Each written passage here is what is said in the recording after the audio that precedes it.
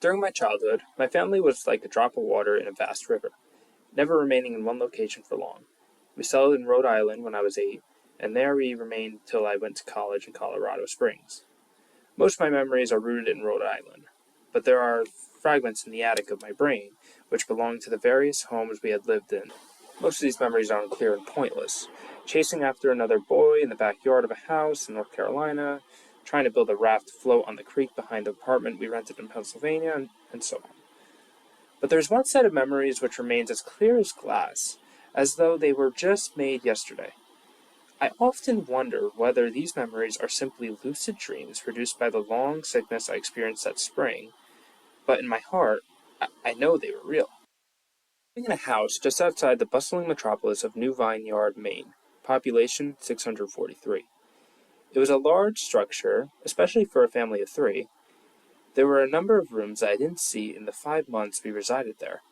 In some ways, it was a waste of space, but it was the only house on the market at the time, at least within an hour's commute to my father's workplace. The day after my 5th birthday, attended by my parents alone, I came down with a fever. The doctor said I had mononucleosis, which meant no rough play and more fever for at least another 3 weeks. It was horrible timing to be bedridden. We were in the process of packing our things to move to Pennsylvania, and most of our things were already packed away in boxes, leaving my room barren. My mother bought me ginger ale and books several times a day, and these served the function of being my primary form of entertainment for the next few weeks. Boredom always loomed just around the corner, waiting to rear its ugly head and compound my misery. I don't exactly recall how I met Mr. Widemouth. I think it was about a week after I was diagnosed with mono. My first memory of the small creature was asking him if he had a name. He told me to call him Mr. Widemouth, because his mouth was large. In fact, everything about him was large, in comparison to his body. His head, his eyes, his crooked ears, but his mouth was by far the largest. "You look kind of like a Furby," I said, as he flipped through one of my books. Mr. Widemouth stopped and gave me a puzzled look. "Furby? What's a Furby?" he asked. I shrugged. "You know, the toy, the little robot with the big ears. You can pet and feed them, almost like a real pet."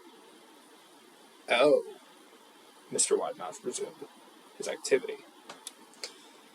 "You don't need one of those. They aren't the same as having a real friend."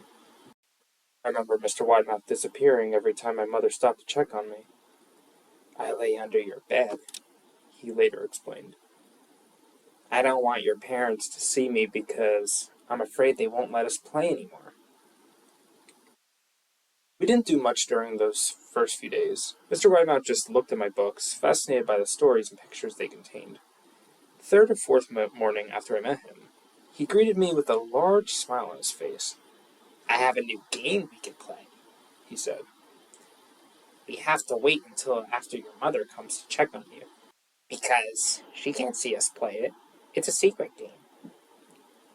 After my mother delivered more books and soda at the usual time, Mr. Widemouth slipped out from under the bed and tugged my hand. "We have to go to the room at the end of the hallway," he said. I objected at first, as my parents had forbidden me to leave my bed without their permission. But Mr. Widemouth persisted until I gave in. The room in question had no furniture or wallpaper. Its only distinguishing feature was a window opposite to the doorway. Mr. Widemouth darted across the room and gave the window a firm push, flinging it open. He then beckoned me to look out at the ground below. We were on the 2nd story of the house, but it was on a hill, and from this angle, the drop was farther than 2 stories due to the incline. "I like to play pretend up here," Mr. Widemouth explained.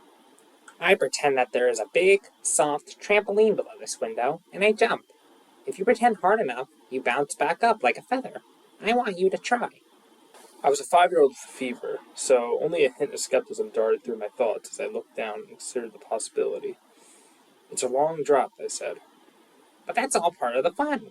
It wouldn't be fun if it was only a short drop. If it were that way, you might as well just bounce on a real trampoline." I toyed with the idea, picturing myself falling through the thin air, only to bounce back to the window on something unseen by human eyes. But The realist in me prevailed. "Maybe some other time," I said. "I don't know if I have enough imagination. I could get hurt." Mr. Widemouth's face contorted into a snarl, but only for a moment. Anger gave way to disappointment. "If you say so," he said. He spent the rest of the day under my bed, quiet as a mouse. The following morning, Mr. Widemouth arrived holding a small box. "I want to teach you how to juggle," he said. "Here are some things you can use to practice before I start giving you lessons." I looked in the box. It was full of knives. "My parents will kill me," I shouted, horrified that Mr. Widemouth had brought knives into my room, objects that parents would never allow me to touch. "I'll be spanked and grounded for a year." Mr. Widemouth frowned. "It's fun to juggle with these. I want you to try." "I can't. I'll get in trouble. Knives aren't safe to just throw in the air." Mr. Widemouth's frown deepened into a scowl. He took the box of knives, slid it under my bed, remaining there for the rest of the day.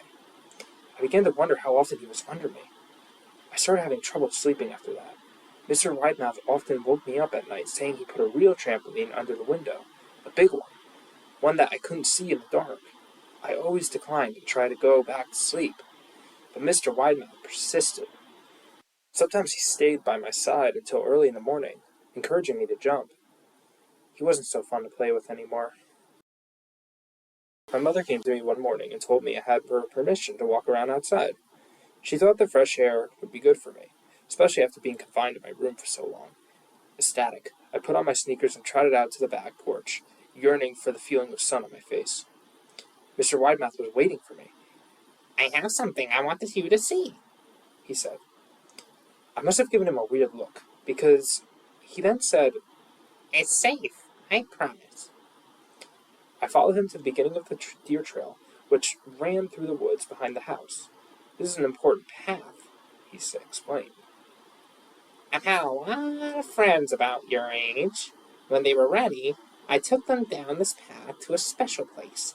You aren't ready yet, but one day I hope to take you there." I returned to the house, wondering what kind of place lay beyond that trail. 2 weeks after I met Mr. Widemouth, the last load of our things had been packed into the moving truck. I would be in the cab of that truck, sitting next to my father for the long drive to Pennsylvania. I considered telling Mr. Widemouth that I would be leaving, but even at 5 years old, I was beginning to suspect that perhaps the creature's intentions were not to my benefit, despite what he said otherwise. For this reason, I decided to keep my departure a secret. My father and I were in the truck at 4 a.m.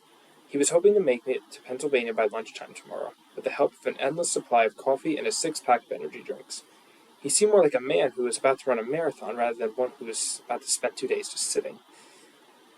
"Early enough for you?" he asked.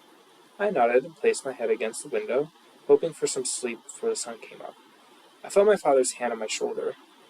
"This is the last move, son, I promise. I know it's hard for you, as sick as you've been." I opened my eyes. As we backed out of the driveway, I saw Mr. Widemouth's silhouette in my bedroom window.